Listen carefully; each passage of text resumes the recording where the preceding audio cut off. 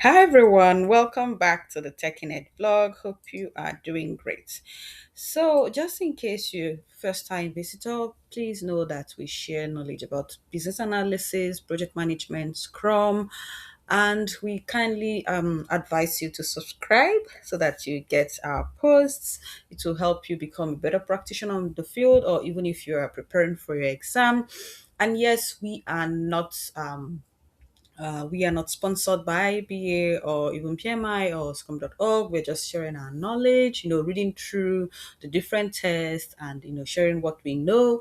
And also, the last time we looked at the future state and we are looking at strategy analysis. So now we want to go into risk, assessing risk. So, you've looked at what is currently obtainable, what the future state could look like, and now you want to also look at the risk, like assess the risk after making all those decisions or all those recommendations. What are the risks that could be involved? Okay, so the purpose of assessing risk or assess risks is to understand the undesirable consequences of internal and external forces on the enterprise during a transition to or once in the future state. So you want to understand, like, okay, what are the risks involved? What are the consequences of taking this route or taking that route or transitioning? Okay. Or even when we go into, the recommended future state, what are the risks we may encounter?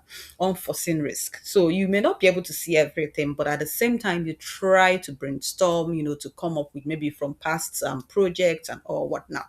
So, an understanding of the potential impact of those forces can be used to make a recommendation about a course of action.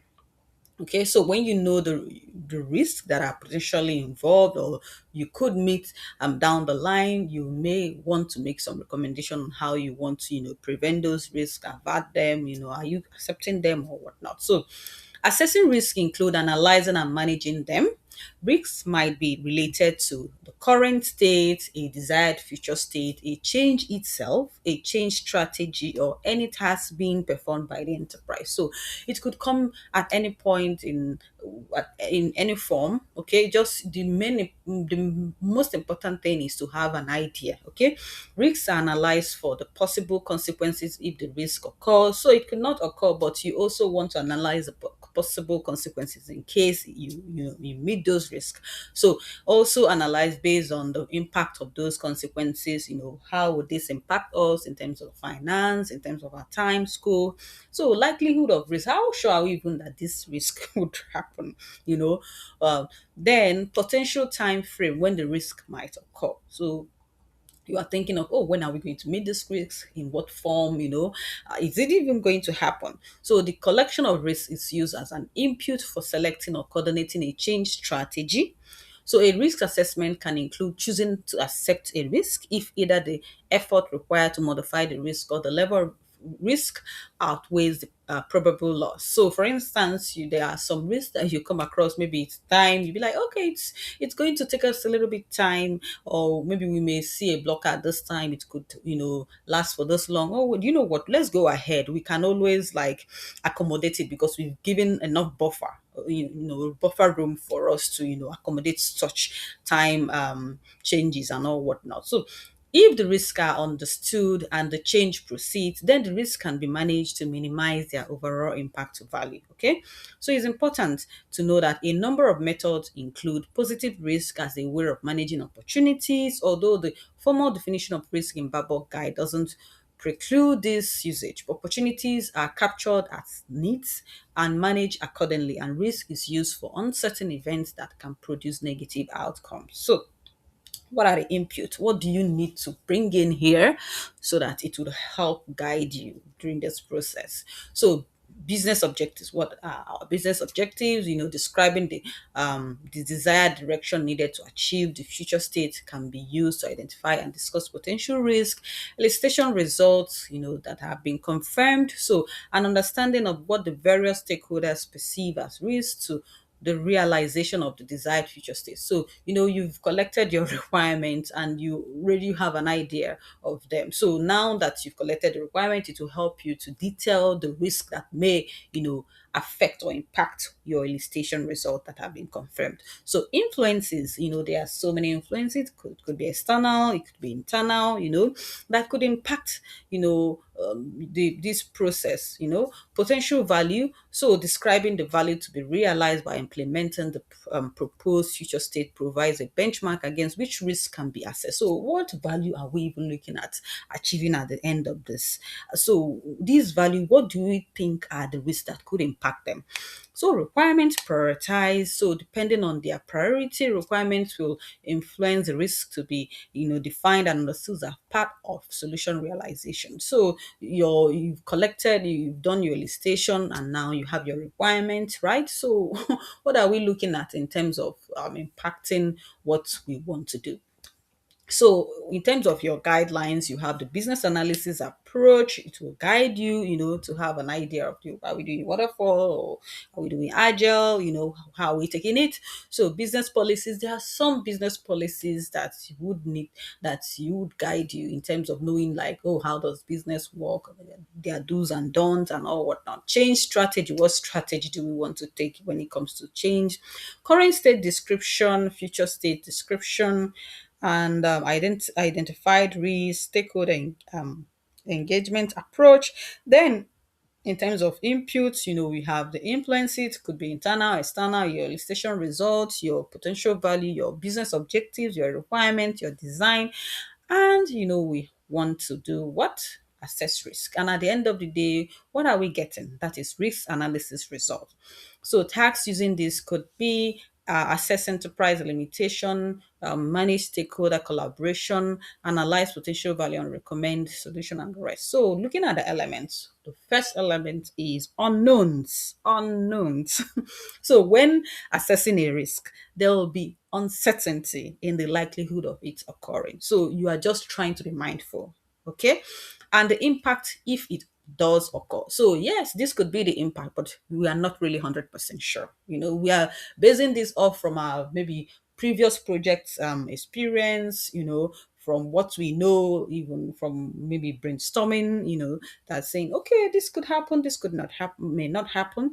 So business analysts collaborate with stakeholders to assess risk based on current understanding. So remember, this is not like something you have to do on your own. You have to collaborate with your stakeholders to think about the risk, even from their own experience, they have something to share. Even when it is not possible to know all that will occur as a result of a particular change strategy, it is still possible to estimate the impact of unknown or uncertain events or conditions occurring. So even when you are not sure, it's still important to go ahead with this. Okay. So business analysts consider other historical contexts from similar situations to assess risk. So just like we mentioned, looking at historical data. So the lessons learned from past changes and expert judgment from stakeholders assist business analysts in guiding the team in deciding the impact and likelihood of risk for current change. Okay. So constraints, assumptions and dependencies. So you're looking at the constraints, assumptions. Okay, we're assuming that this could, and dependence. Do we have any external or internal dependencies? Do we need to, call on any vendor to do this for us? And if you have like external vendors, know that okay, they have their timeline, they have other projects they are dealing with, and all whatnot. So constraints, assumptions, and dependencies can be analyzed for risk and sometimes should be managed as risk themselves. Yeah. If the constraint, assumptions, or dependency is related to an aspect of a change, it can be restated as a risk by identifying the event or condition and consequences that could occur because of the constraint, assumption. And so a typical example is maybe when you are building a payment platform, and you have your US designer, you have the those handling the payment side and stuff, like you have this part handling this side. You know that these are different, like external stakeholders, vendors, and they also have other projects they are working, they are dealing with. Okay, so knowing that, okay, you need to stay on top of communication, stay on top of, like, relating with them to know, okay, we are here, how far have you gone with your own end? Because at times they may have overlapping projects, that could impact the timeline of your project, even the budget for your project. So you want to have that in mind. Negative impact to value. Risks are expressed as conditions that increase the likelihood of severity of a negative impact to value. Business analysts clearly identify and express each risk and estimate its likelihood and impact to determine the level of risk. Business analysts estimate a total risk level from the aggregated set of risk, indicating the overall potential impact for the risk being assessed. In some cases, overall risk level can be quantified in financial terms or in an amount of time, effort, or other measures. So it's telling you that at this point, you're not just calling out the risk. You're looking at to what extent will this impact us in terms of time, money, even the value. Okay. So that at least when it occurs, you know that you were able to define it clearly. Even if maybe you say, oh, this could impact us maybe 30% of what our timeline or our budget. But even if it ended up impacting 30, that is plus or minus, you know that okay, we called this out, we were able to, to put a structure around it so that we'll be able to combat it or prevent it, or are we accepting it and all whatnot. So risk tolerance. How much uncertainty a stakeholder or an enterprise is willing to take on in exchange for potential value is referred to as risk tolerance. So now we know our risk, okay? And to what level are we able to accept this? That is just your risk tolerance. So it also has to do with maybe you are into finance, or for example, you want to invest and you be like, okay, I know the market is going to crash or it's not going to crash, but whatever happens, I think I can take it and all whatnot. So in general, there are three broad ways of describing attitude towards risk according to IIBA. Risk aversion, an unwillingness to accept much uncertainty. There may be a preference to either avoid a course of action which carries too high a level of risk, or to invest more and therefore accept a lower potential value to reduce the risk. So a typical example is, okay, we are going to do this, but let's say that we want the ability for clients to maybe pay certain amount of money. So we want them to be able to pay $100 in order to obtain this service, although they can pay more. But if we tell them to pay more, there is more risk to maybe if anything goes wrong. So we're like, okay, let's go for the lesser risk. We don't want any risk. We want like we don't have any tolerance, for that amount of risk. So neutrality. Some level of risk is acceptable, provided the course of action does not result in a loss, even if the risk occur. Risk seeking. Oh, we are willing. We are open to risk. We maybe we just want this to be done. We have enough money to cover. We have enough buffer room and all that. A willingness to accept or even take on more risk in return to a higher potential value. So an individual or organization may exhibit different tolerance at different times. If there is low tolerance for risk, there may be more efforts on avoidance, transfer, or mitigation strategies. If the tolerance for risk is high, more risks are likely to be accepted. Okay. Typically, the highest level risks are dealt with no matter what the risk tolerance level could be. So, recommendation based on the analysis of risk, business analysts recommend a course of action. So, business analysts work with stakeholders to understand the overall risk level and their tolerance. So, the main thing, let your stakeholders know the risk, know the level, then allow them to decide, do we want to go ahead with this or not? Okay. The main thing is transparency. So the recommendation usually falls into one of the following categories. Purpose, pursue the benefits of a change regardless of the risk. Okay. Pursue the benefits of a change while investing in reducing risk, likely and or impact, likelihood of and or impact. Seek out ways to increase the benefits of a change to outweigh the risk, very wise. Identify ways to manage and optimize opportunities and do not pursue the benefits of a change. So it could be, okay, we know, let's go on with this project and let's work towards reducing the risk. We know, let's just go on with the project. We'll accept it, whatever happens. We know, let's try to minimize it as much as possible. So if the change proceeds with risk, Stakeholders should be identified to monitor the risk and consequences if the risk event occurs. The risk may alter the current state of the enterprise and require revision of this change strategy.